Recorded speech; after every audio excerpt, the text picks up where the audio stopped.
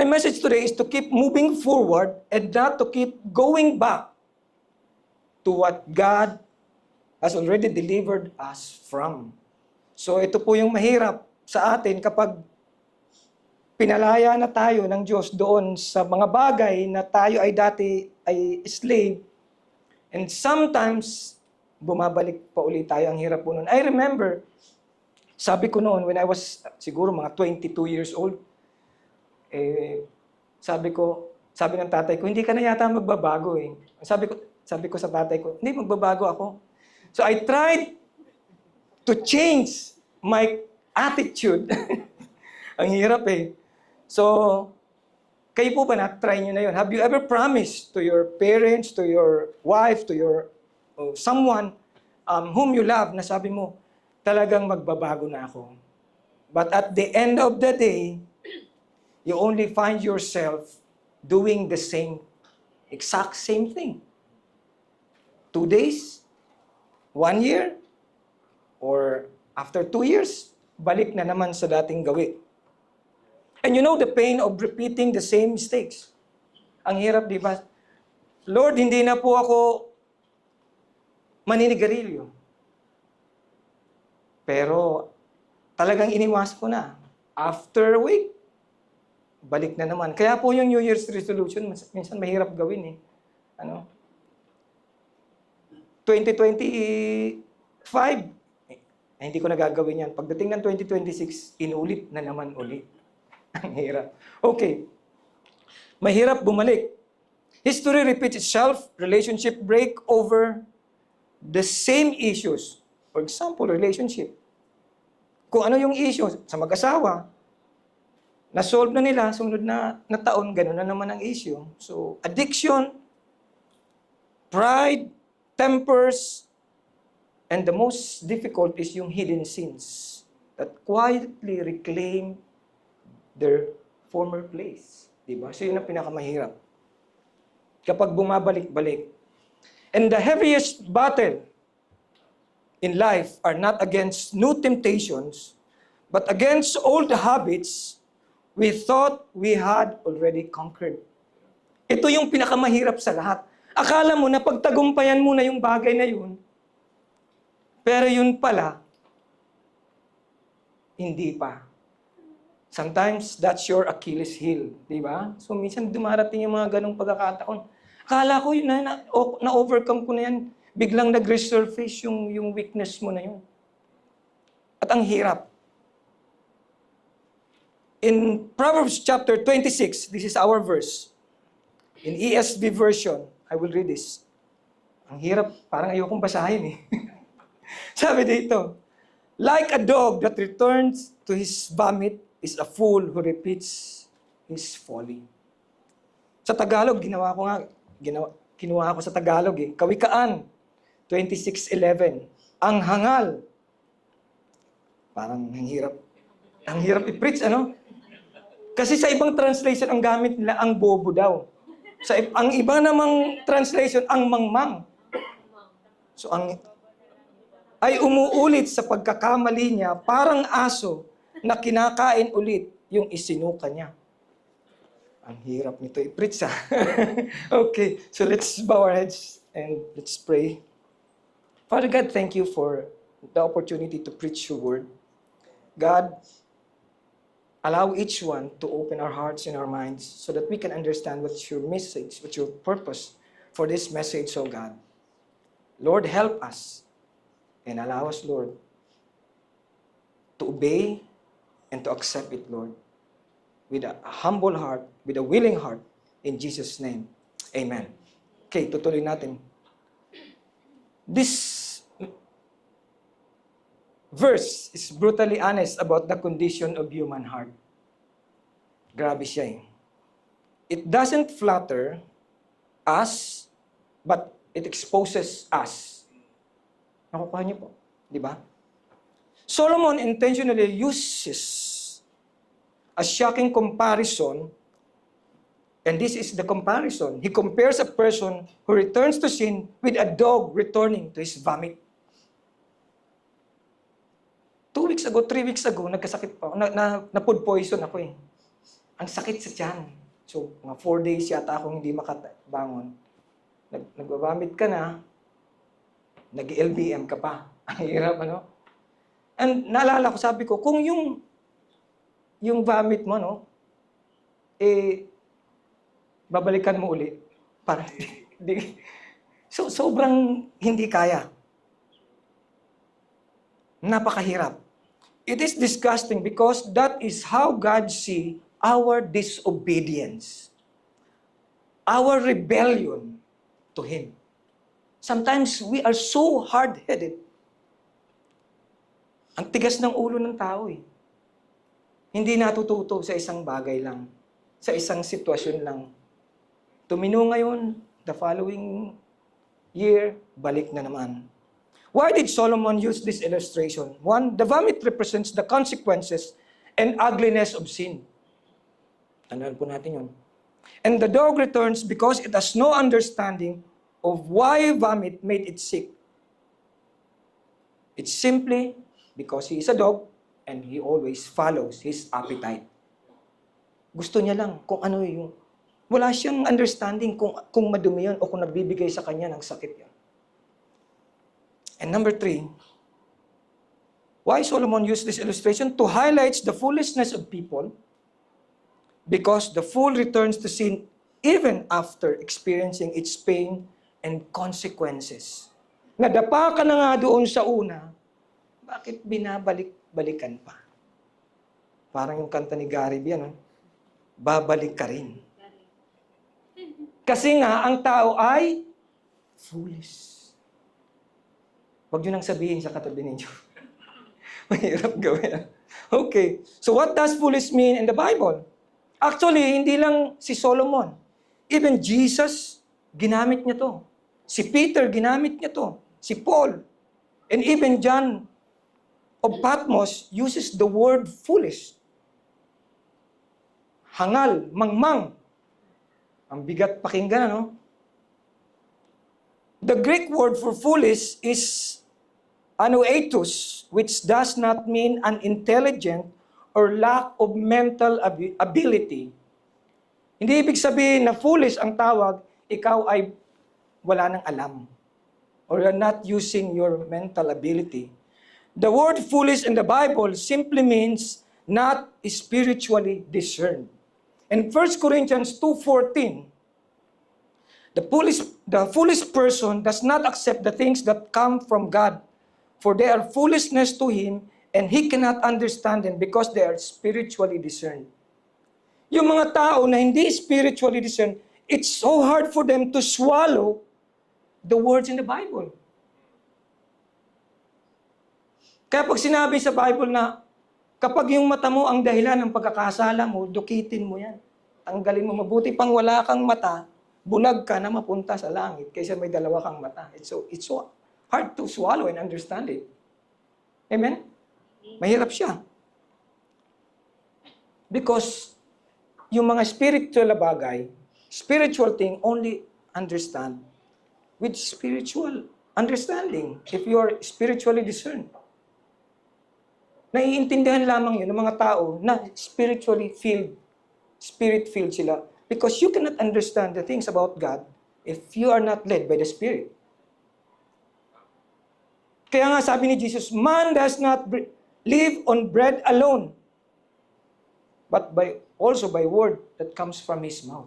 So hindi lamang po tayo nabubuhay sa physical. Yung mga tao na not spiritually discerned, akala nila ang buhay ay patungkol lang sa physical. They try to parang gather as much as they can. Di ba? Nag-iipon sila, mga branded, mga kayamanan dito sa lupa. Akala nila, yun ang buhay. No. We have spirituality. We have spiritual life. Importante yun. And second,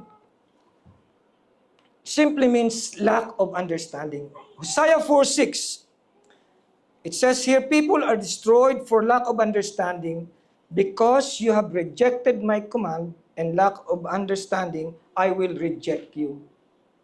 Kapag hindi ho natin naiintindihan yung purpose ng Diyos sa buhay natin, ano ang mangyayari sa atin? hit and miss ang life natin. Kahit yung love life mo, hit and miss din yan. Because you are not guided by the power of God, by the Spirit. Naalala ko yung isang lumapit sa akin, sabi niya, Pastor, 35 years old na ako at gusto ko na pong magkaasawa. Sabi ko, anong hinahanap mo sa lalaki? Sabi niya, sweet lover daw. Sabi ko, ganun. Kaya nung nagkita uli kami, ayun, may asawa na siya, buntis. Sabi ko, sinong napangasawa mo? Taxi driver daw.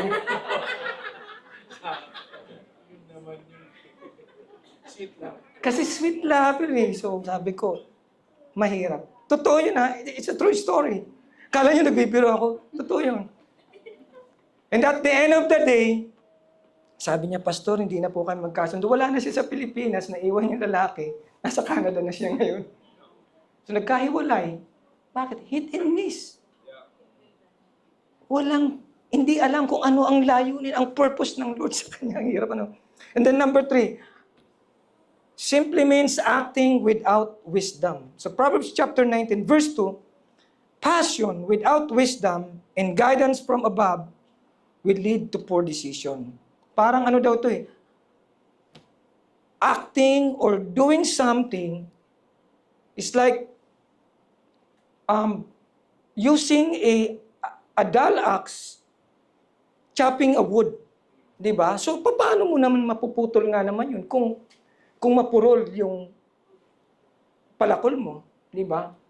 So, kaya nga tinuturo ng Proverbs ni Solomon na importante yung wisdom. Wisdom is very important. And wisdom, saan ang gagaling? Siyempre sa fear of the Lord.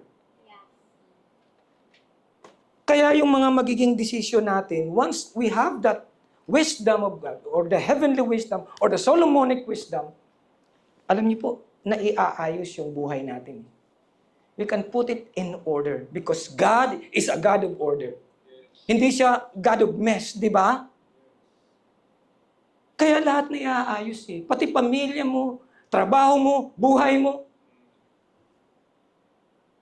Minsan nalulungkot tayo kasi bakit na ang buhay ko parang ganito? Ito na lang, ganito na yata talagang kapalaran ko. Hindi po totoo yun. God has a special plan in your life. Amen. Tandaan nyo yan. Hindi hit and miss ang buhay natin. And number 4, the word foolish in the Bible simply means failing to use the truth that they already know. Ito yung totoong meaning noon. It means your action do not match your belief.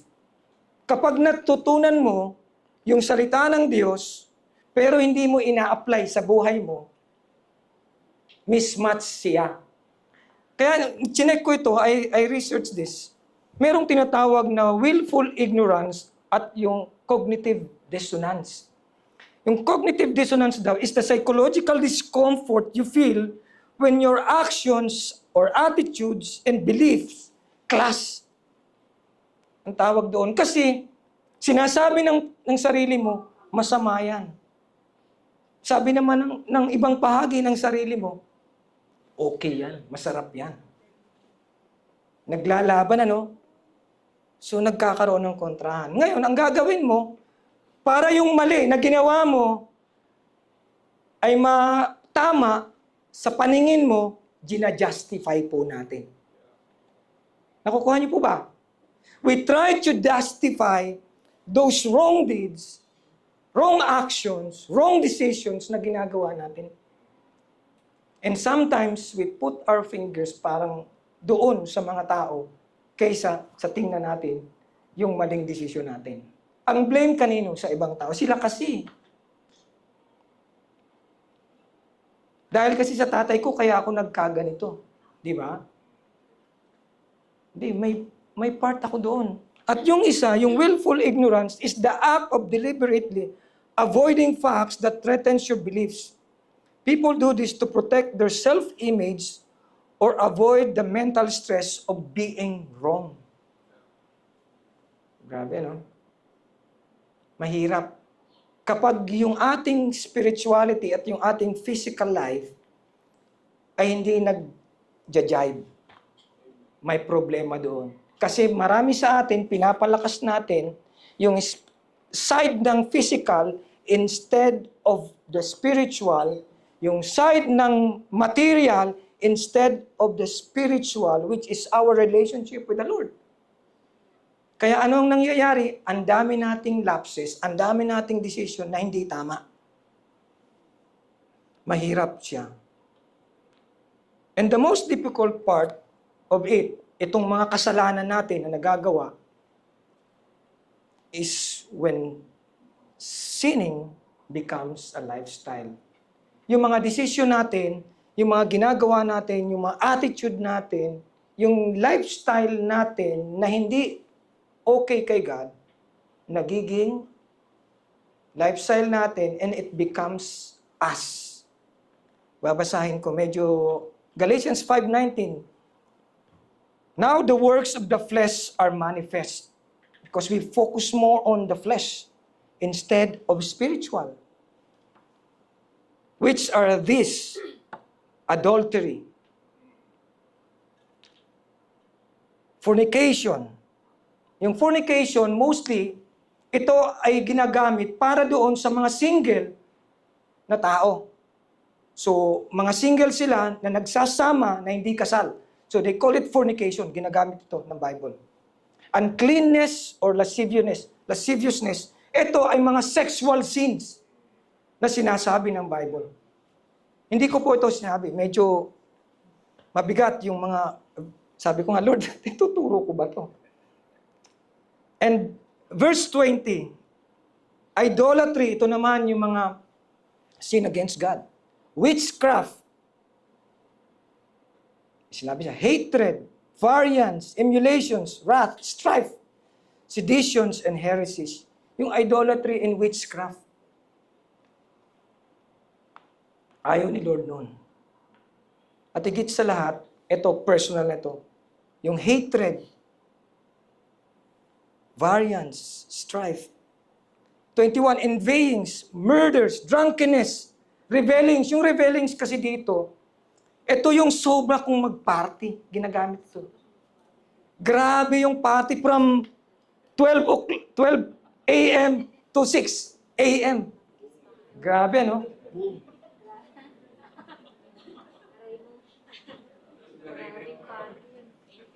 Sabi ko nga one time, naalala ko dito sa GGC, meron ditong lugar na-invite yung anak ko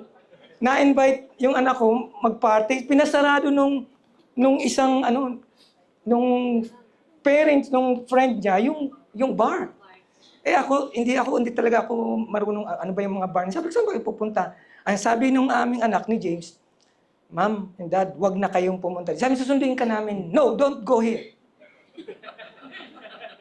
Pagdating namin, sinurprise namin. Galit na galit. Bakit kayo pumunta? Kasi invite sa dahil birthday nung kaklase niya. Parang 18 years old yata yun .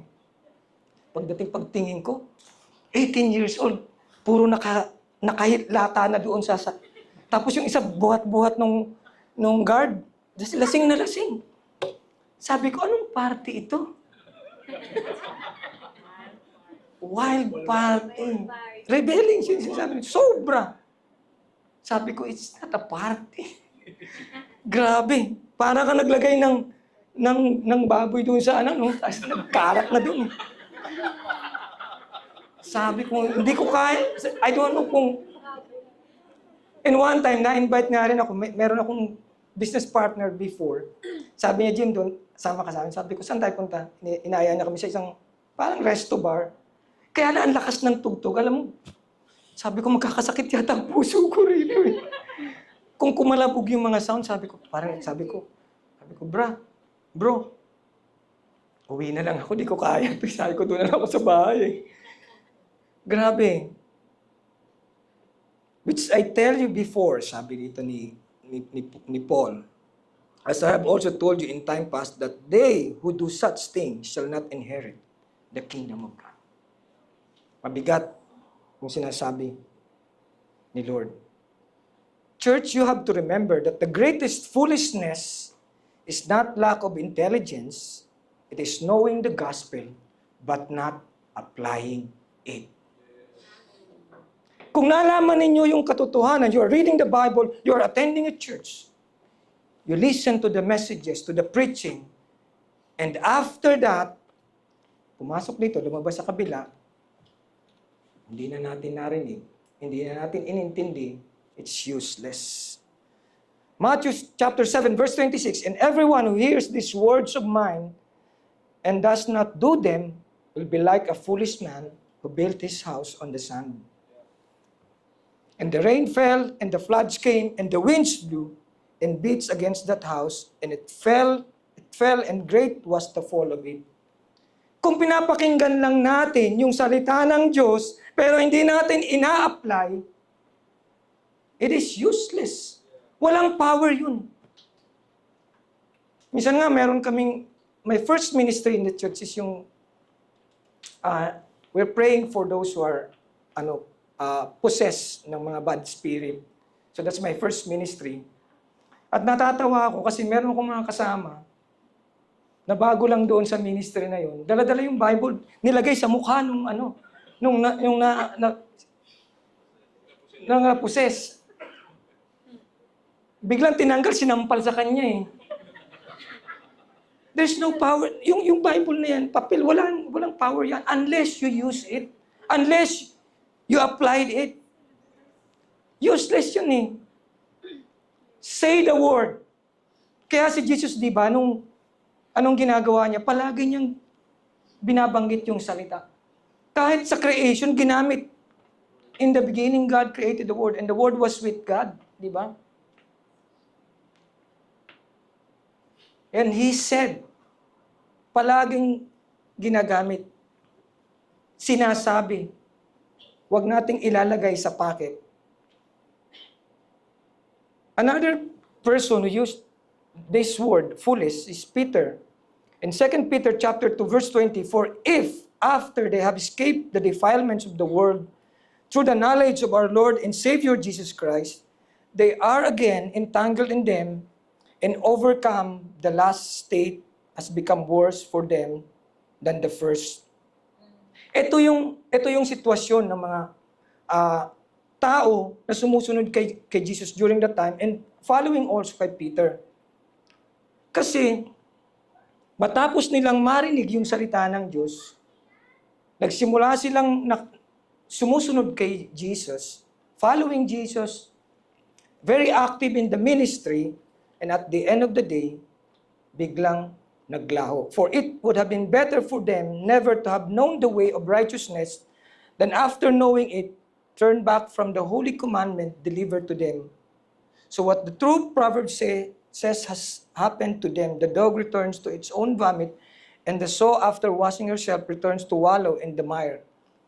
Ginamit niya pa nga dito yung baboy. Sinasabi niya yung sow. Patapos ng paliguan, babalik doon. So ginagamit itong nila doon sa mga tao na matapos makilala si Lord, naglingkod kay Lord, sumunod kay Lord, umattend sa gawain, very active, dumating ang problema, dumating ang sitwasyon, ando doon uli sa dating gawi, back to the future. Hindi back to the past na, hindi. Hindi siya hindi siya nag-future, naging past siya eh. Di ba? Peter described people who knew the way of righteousness but turned back to their former way of life. Ang hirap po noon eh. Meron po tayong, not in this church, but a friend of mine who is a pastor, sabi niya, nililid siya ng Lord na mag-ministry doon sa mga prostitutes, sa mga bars. I went with him many times, so nagulat ako kasi first time ko yung ministry na yun, pumapasok doon sa mga bars. And one of our target place is Makati. Meron diyang area sa Makati, that's Burgos area din. May area diyan. Nagtatawagin niya yung mga girls doon, yung mga bar girls. Tapos dadalhin doon sa Jollibee, may Jollibee kasi doon malapit. Tapos isira namin ang gospel. And sabi ko, kailangan mo ng matinding spiritual life dito eh. Kasi yung mga suot kakaiba eh. Di ba? And after 2 years o 1 year, di na kami nagkita. And accidentally, nag-ministry kami sa isang Samaritan woman house, ang tawag nila doon. Sabi niya, nakilala niya ako. Sabi niya, brother, yung dati niyo yung kasama na doon, ando doon na sa amin, nagtatrabaho. Like, anong trabaho? Sabi niya, nagbabouncer na doon sa amin. Di ba, yung parang ang tawag doon, yung ikaw na yung floor manager doon. Kaya I tried to talk to him, pero ang hirap na eh. Sabi ko sa kanya, bro, ba't ka nandiyan dyan? Kasi, pinuntahan ko talaga siya, kinausap ko siya. Sabi ko, ba't nandiyan dyan ka sa ganyang sitwasyon? Sabi niya, yun nga bro, ang pagkakamali ko eh. I thought, I'm so strong na in my spirituality, pero yun pala, hindi pa. Satan is so cunning. Tandaan po natin. Tandaan natin na ang kalaban ay hindi natutulog. Palaging gising yan. The greatest danger is not falling into sin once, but being comfortable returning to it again and again. Yes. Gaano kadalas ang minsan? Sabi ni Gary Valenciano, babalik ka rin. Diba? Ilang beses tayong bumabalik. Proverbs 22 verse 3, the prudent sees danger and hides himself, but the foolish go on and suffer for it. Nakita nyo yung foolish daw, nagsasuffer siya. Sana po hindi tayo katulad ng foolish person. A fool ignores the lesson of failure. They keep coming back to their foolishness. And we know that foolishness repeats pain, but wisdom learns from pain. Naalala niyo yung kwento ng mga Israelites? Nung sila ay pinalaya sa Egypt, so ikikwento ko na lang. Di ba sabi ng Lord kay Moses, alisin niyo sa Egypt yung mga Israelite, dalahin niyo sa promised land, sa Canaan, kasi slave sila doon sa Egypt. Nakakadena sila, naka-chain sila, pinaparusahan sila pag nagkakamali sila, at pinapatay dahil slave nga sila. Kaya ang gusto ng Lord, yung tao niya ay mawala doon, inalis. Kailangan, you have to remove them in Egypt. So, ito ang problema. Inalis nga sila sa Egypt, nung nandoon na sila, naglalakbay na sila sa wilderness, papunta sa promised land. Nagutom lang sila, nagreklamo na kaagad itong mga Egyptian, itong mga Israelites. Diba? Now the rabble that was among them had a strong craving, and the people of Israel also wept again and said, "Oh, that we had meat to eat. Remember the fish we ate in Egypt that cost nothing, the cucumbers, the melons, the leeks, the onions, and garlic, but now our strength is dried up, and there's nothing at all but this manna to look at." So sinisisi nila si Moses. Bakit mo kami inalis doon? Mas gusto pa nilang maging slave kaysa sa maging free people. You know what? They remember the food, but forgot their chains and slavery. Pagka minsan ganun ang marami sa atin. Minsan naaalala mo yung sarap, akala mo yun ang lahat. Hindi mo alam na meron palang hirap at slavery doon sa mga bagay na hindi mo nakikita. Remember, The second temptation or second look often feels stronger, not because sin has become better, but because our resistance has become weaker. Nakukuha niyo po? Di ba, akala natin yung temptation, mas tumitindi, mas lumalalim. Pero hindi natin napapansin na tayo pala ay nagiging weaker. Kaya ang tingin mo, yung temptation, mas strong. Kaya Matthew chapter 26, verse 41 says, "Watch and pray that you may not enter into temptation. The spirit indeed is willing, but the flesh is weak." Kailangan nating manalangin, kailangan nating mag-pray. You need to strengthen your spirituality rather than your physicality. Palakasin natin yung spiritual natin by prayer so that you can overcome the works of the flesh. Why sin looks better the second time around? Sin always looks better the second time around because the first act changes both our memory and desire. So sin rewrites your memory. After the first sin, di ba?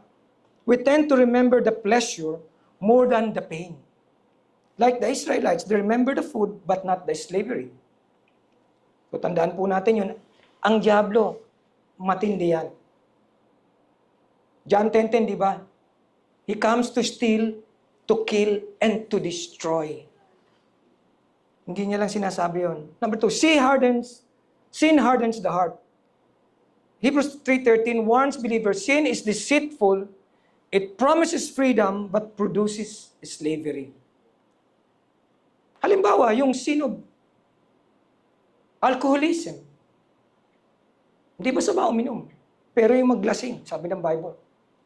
Pag hindi mo nabantayan, maging alcoholic ka na, hanggang sa hindi mo alam, kailangan mo palang palaging may alcohol sa tabi mo. Meron akong kasama, missionary, his name is Freddy Mayo from Belgium. Sabi ko, si Freddy, pagdising pa lang sa umaga, meron na yan sa pocket niya, sa pagtulog niya eh. Walang oras na pinipili. Talagang, and grabe, because, wala. Yun na talaga siya eh, alcoholic. And it's so hard to change. Number 3, the forbidden becomes familiar. The first sin often shocks the conscience. The second feels normal. Satan knows this. He rarely tries to destroy a believer, not in one giant leap. Instead, he normalizes compromise one step at a time. Diba? Ganon siya kagaling.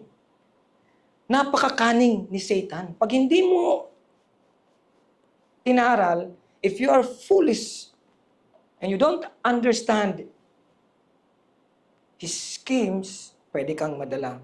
Number 4, the flesh gains confidence. Once na palagi tayong nagkakasala at nabubuhay tayo sa kasalanan, James chapter 1, verse 14 and 15 describes progression. Nagiging progression.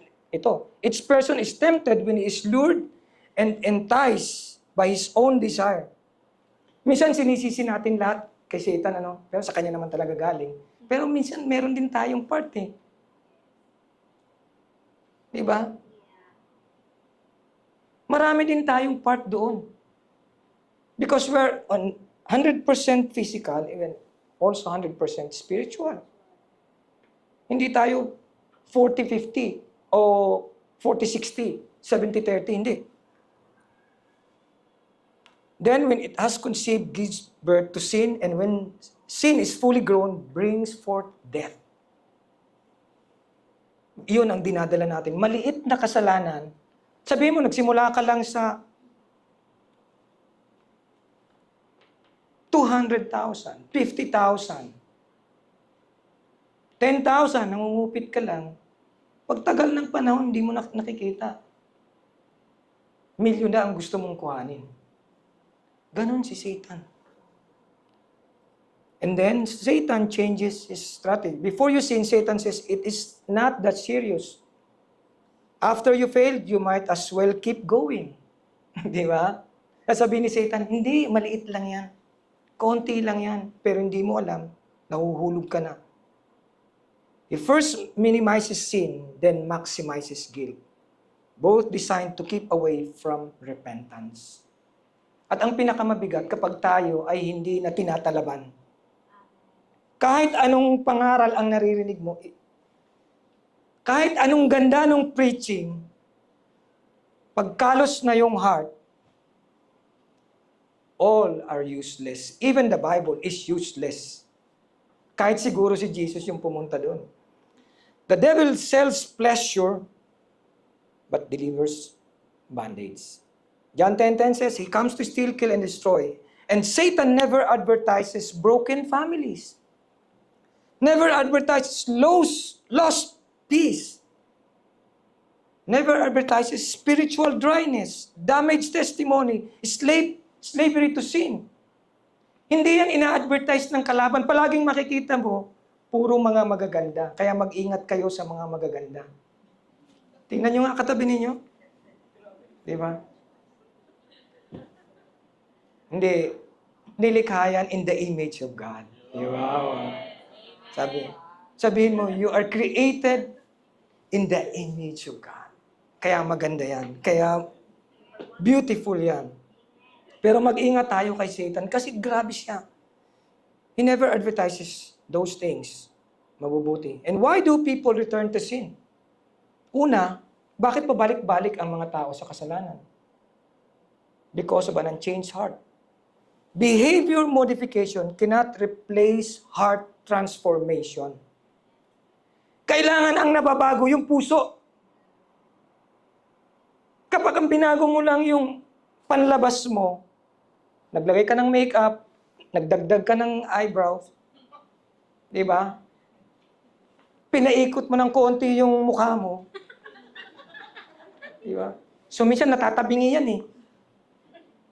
Naalala ko, meron kaming isang pinuntahang bahay. Sabi ng asawa ko doon sa isang sister, Uy, sister, ang ganda naman ng kutis mo. Sabi niya, ay, huwag kang mainggit yan, sis. Bakit? Puro ritoke yan. Puro plastic pala yun. Inayos lang. Kahit anong paganda po natin yan. Kung yung puso natin ay hindi okay. Hindi siya transform. Minodify lang siya. Medyo may problema tayo doon. We need a transformed heart. Kaya magtataka ka, bakit may mga Christian, dati ang active sa church, Kristiyano, kung mag-share ng gospel, kung magdala ng tao sa church, ang daming nadadala, ang daming nai-invite, pati mga kapitbahay, kulang na lang yung mga aso ang dalahin sa church, ano? Pero after that, kita mo wala na sa church. Bumalik sa dating lifestyle, old life.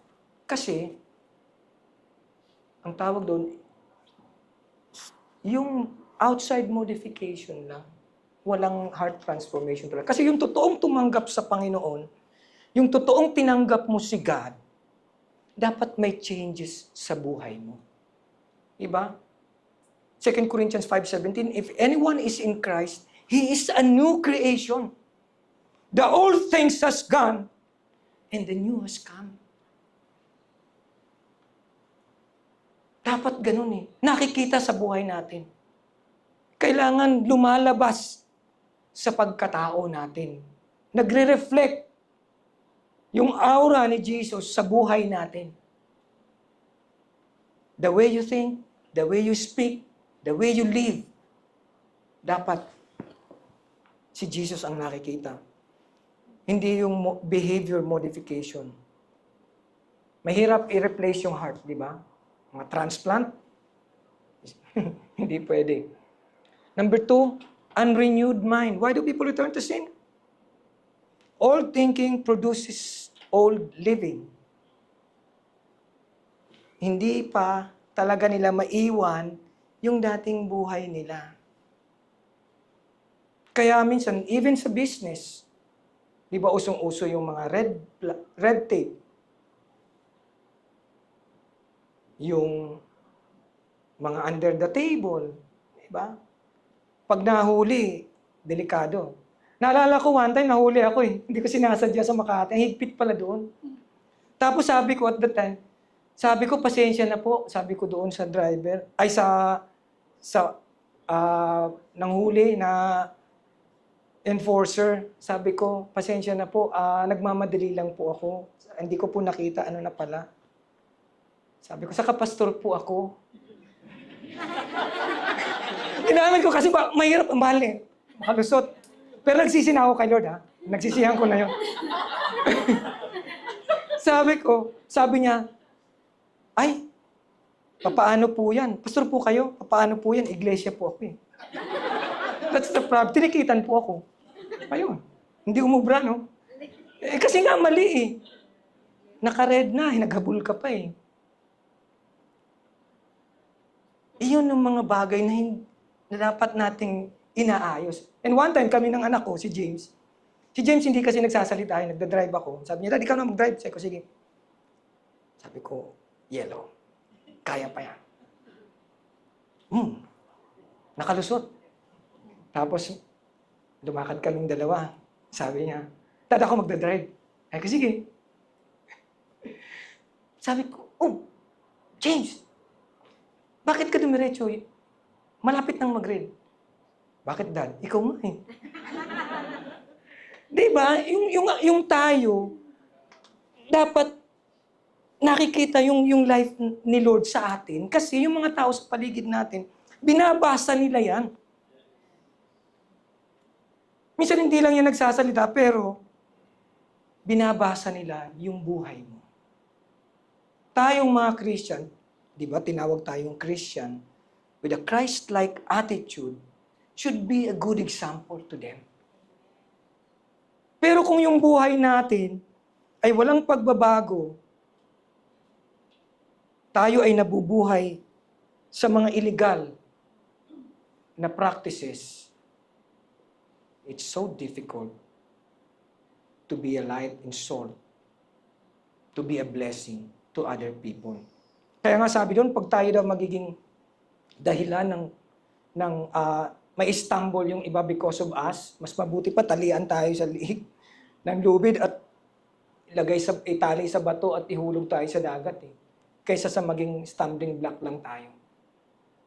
We need to be a blessing in every aspect of our lives. And number 3, unbroken habits. Every repeated decision strengthens a pattern. Kapag hindi mo yan binitawan, kung meron kang dala-dala sa buhay mo na parang precious sa'yo, pero nagdadala naman sa'yo para ilayo ka kay God, bitawan mo na yan. Ito po yung isang kwento ng, mahilig po ako sa kwento kasi marami po akong experience, marami lumalapit sa atin at nagpapa-counsel. Siya ay merong illegal na relasyon. Sabay, hindi sila mag-asawa. Siya ay dalaga, yung lalaki ay married. Dumating sa time na sabi niya, Pastor, nakukonvict na ako kasi alam ko may family siya. He has a family of his own. And sabi niya, walang problema sa akin, dalaga ako. Pero because of, yung parang paulit-ulit na nire-remind ako ng Lord, anak, hindi tama yan. Alam mo, nagkaroon siya ng desisyon. Sabi niya, Pastor, kahit sa tingin ko, siya na yung lalaki para sa akin, nag-decide siya na tapusin nila yung relasyon nila. She ended the relationship at sabi niya, Pastor, nag-apply na ako sa abroad para makalimutan ko siya. Sabi ko, that's a good decision. Kasi unang-una, that's a wise decision. Dahil alam mo na meron siyang pamilya, tapos, nandoon ka sa ganong sitwasyon, sabi ko, hindi ka i-bless ng Lord dyan. And now, she's so blessed. Nasa ibang bansa siya, mas maayos, mas maganda yung kanyang pamilya. May mga bagay sa buhay natin, minsan mahirap gawin ang decision. Pero sometimes you have to be strong, to stand firm and fight. Kahit na parang masakit man, totoo masakit talaga yun eh. Masakit ang katotohanan. Yung truth. Mabigat yan. It's not easy to tell the truth and to live doon sa truth. May mga bagay na kailangan kang isakripisyo for the sake of God. Kaya nga doon sa Revelation, sinabi kasama doon sa sinabi ni John, sa mga coward daw, sa mga sexual immoralities, sa lahat ng idolatry, sa lahat ng klase ng mga kasalanan, sinama doon yung coward. Ito ang ibig sabihin, ito yung mga tao na takot sila na manindigan sa katotohanan. They are so afraid to stand doon sa truth. Baka masaktan siya. Baka sumama ang loob. Tandaan natin, we are not pleasing men. We are pleasing God. Amen? Amen. Kaya kung meron tayong mga mali na nagagawa at nasa mali tayong relasyon, it is the time to correct it and to put it right. Amen? Amen. Kung konti ang nag-i-amen eh. Ayoko na.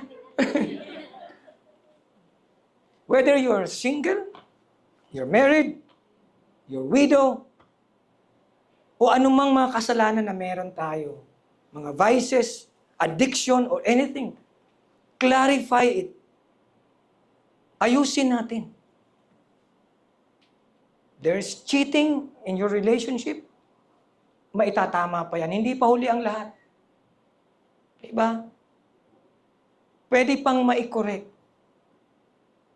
Hanggat may buhay, mayroong pag-asa. Hanggat nandiyan dyan si Lord, merong pwedeng mabago sa buhay natin. Freedom is not merely leaving sin behind. It is refusing to return to it. Nakuha niyo po. Now, church,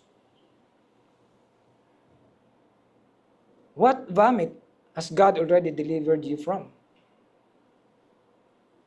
Are you returning to old habits? What temptation keeps you pulling back? And what boundaries do you need to set up? Kung tayo ay nasa mga bagay ng kasalanan, anumang klase ng kasalanan, lahat ng mga bagay na hindi gusto ng Diyos, gawa ng laman, it's either addiction, relationship, business na hindi tama yung pinagdadaanan natin, hindi tayo lumalaban ng parehas, hihingi natin ng tawad yan sa Lord. Last story, meron akong mga kasama, we are all pastors on that particular church. Ako yung admin pastor at that church. Maraming mga pastor kami na meron silang mga allowances for gasoline. Kailangan nilang mag-report at kasama yung mga resibo. Babalik nila sa akin yun para ma-reimburse ko sila. And I'm so shocked kasi puro nga ito pastor eh. Itong mga pastor na to, gumagawa rin pala ng mga practices na kakaiba. Namumulot ng mga resibo para lang i-report sa akin, para ma-reimburse ko sa kanila.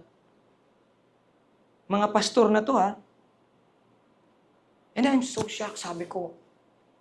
Nung na-check ko, sabi ko, grabe. Dahil lang doon sa 300 pesos na gasolina, ipagpapalit nyo yung honor ninyo, yung dignidad ninyo doon. Because of 300 pesos lang, para lang maka-reimburse. May gulay. Diba? Wala sa laki, wala. Even as small things.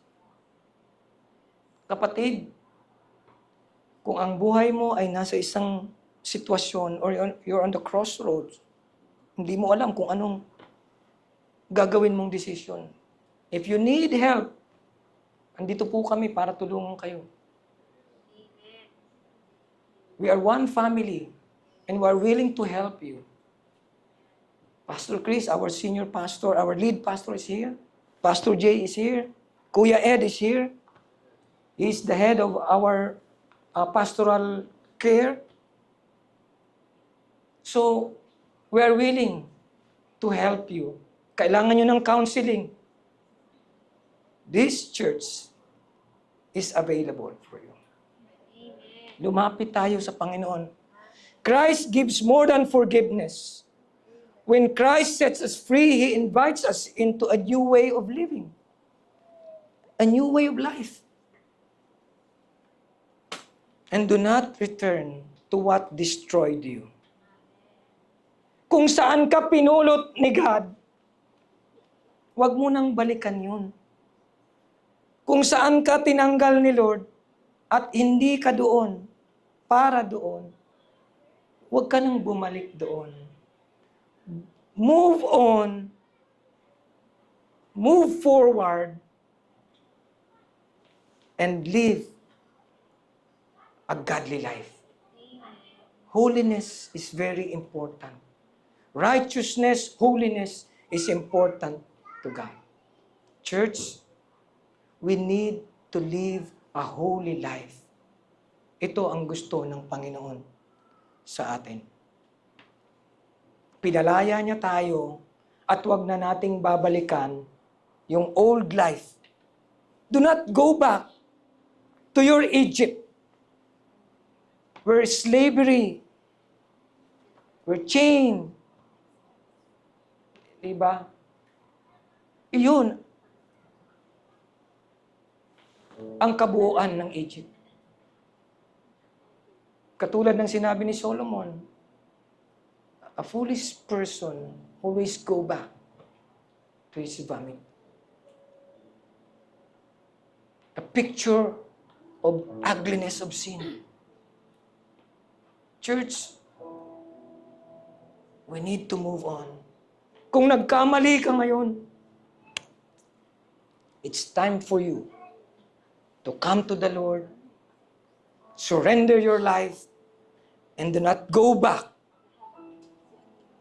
to that old life that affects your relationship with God, with your loved ones. Church, hanapin natin si God. Kung gusto mo ng freedom, hanapin mo si Lord. You cannot find freedom in material things. You cannot find freedom by looking and searching for another relationship. Walang freedom doon. You cannot find freedom to a rehab center. Malungkot doon. Nakakulong ka.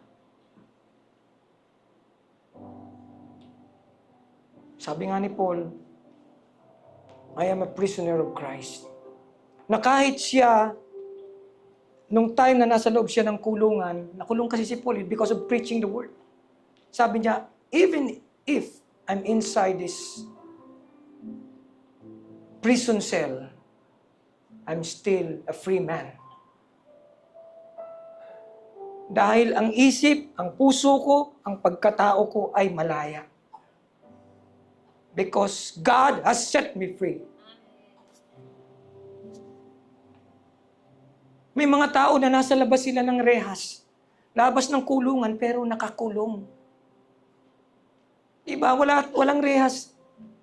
Pero para silang nakakulong.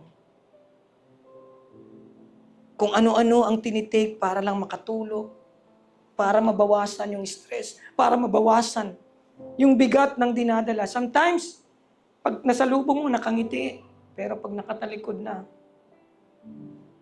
he's crying. He's so devastated. God is looking for you. Don't harden your heart. Surrender it to the Lord. Kung may pagkakamali, give it to the Lord. Lord, di ko na po kaya. Bigat na ako sa binadala ko. I surrender it to you.